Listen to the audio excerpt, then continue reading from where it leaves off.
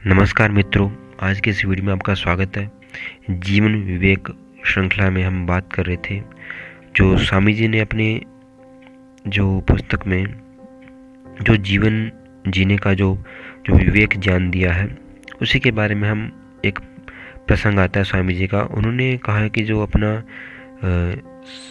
सत्य स्वरूप है, जो अपना यथार्थ स्वरूप है, उसको जानने के लिए उन्होंने एक कहानी के माध्यम से बताया है कि एक जो प्रसव काल निकट वाली एक शेरनी थी, जिसका प्रसव काल निकट ही था।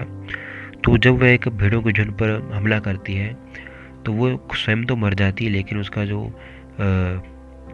संतति पैदा होती है, यानी उसका एक छोटा बच्चा, वो उस भेड़ों के झुंड में चला जाता है और भेड़ें उसको पालती है, उसको बड़ा करती है। तो वो वैसा ही उसका स्वभाव हो जाता है, वैसे ही उसका आचरण हो जाता है। तो वो वैसा बन जाता है, वैसा घास फूस खाता है, उसी के अनुसार वैसी भी आवाज़ निकालता है। तो एक दिन जब दूसरा शेर उसको भेड़ों के झुंड के पास आता है, वो देखता है कि ये शेर जैसा बच्चा है, लेकिन ये किस प्रकार से भेड़ों के साथ रहता है, उन्हीं के अनुसार बोलता है, उन्हीं के अनुसार खाता पीता है। तो उसको कई बार उन्होंने समझाने की कोशिश की, प्रयास किया, लेकिन एक दिन जब उनको मौका मिला तो पहली बात तो वो डर जाता था पहले तो, लेकिन इसलिए उनको मौका मिला जब, तो उन्होंने कहा कि तुम शेर हो। उसको पहले विश्वास नहीं हो कि मैं शेर कैसे हो सकता हूँ, मैं तो भेड़ों के झुंड में रहता हूँ, मैं शेर नहीं हूँ। तो जब वे उनको जल के पास लेकर गए तो उनको जल में अपना प्रतिबिंब दिखाया कि तुम भी मेरी तरह दिख रहे हो और तुम कह रहे हो कि तुम शेर नहीं हो, तो हम दोनों शेर हुए ना, मेरी जैसे दिख रहे हो। तो इस प्रकार से उस शेर ने उस बच्चे जो छोटा शेर था, उसका परिचय करवाया अपने आप से कि तुम कौन हो।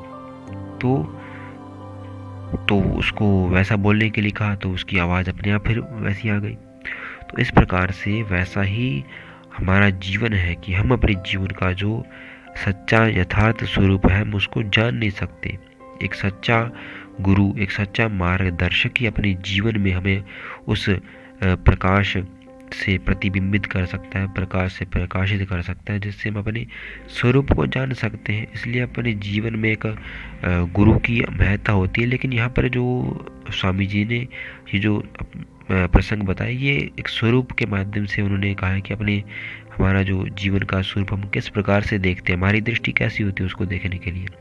अब जैसे कोई एक ठूंठ था, तो ये भी उन्होंने कहा है कि ठूंठ को कोई चोर तो समझेगा कि पहरे देने वाला कोई खड़ा है, और कोई बच्चा उसको समझेगा भूत, तो चिल्लाएगा वो, और कोई नायक उसको नायिका समझेगा। तो यद्यपि वह ठूंठ ही था, लेकिन अपनी अपनी बुद्धि के अनुसार उसको किसी ने किस प्रकार से जाना, किसी ने किस प्रकार से। इसी प्रकार अपनी अपनी बुद्धि के अनुसार सब अपने अपने स्वरूप को जानते हैं, उसी के अनुसार उसकी परिभाषा करते हैं, उसी के अनुसार हम उसका ज्ञान कर पाते हैं।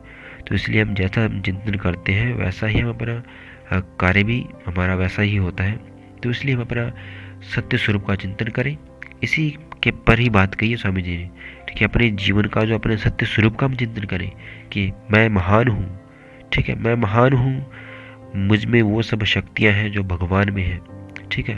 क्योंकि वेदांत दर्शन के मानने वाले स्वामी जी थे, तो उन्होंने वेदांत दर्शनों की बातों का ही आगे प्रचार प्रसार किया, जिसमें कहा गया कि हम भगवान की संतान हैं और हमारे भीतर वो सब शक्तियाँ हैं। तो उन्हीं सब बातों को हम चिंतन करें तो हम वैसा ही फिर अपने जीवन में जीने लगते हैं, वैसा ही हम व्यवहार करने लगते हैं। बाकी तो यही सत्य स्वरूप है। और वो सत्य स्वरूप वाली मैंने कहानी जैसे स्वामी जी ने कही, वो भी हमने आपको बता दी है। तो आज की इस वीडियो में इतना ही। आपको यह वीडियो कैसा लगा हमें कमेंट करके अवश्य बताना। आज के लिए धन्यवाद। जय हिंद।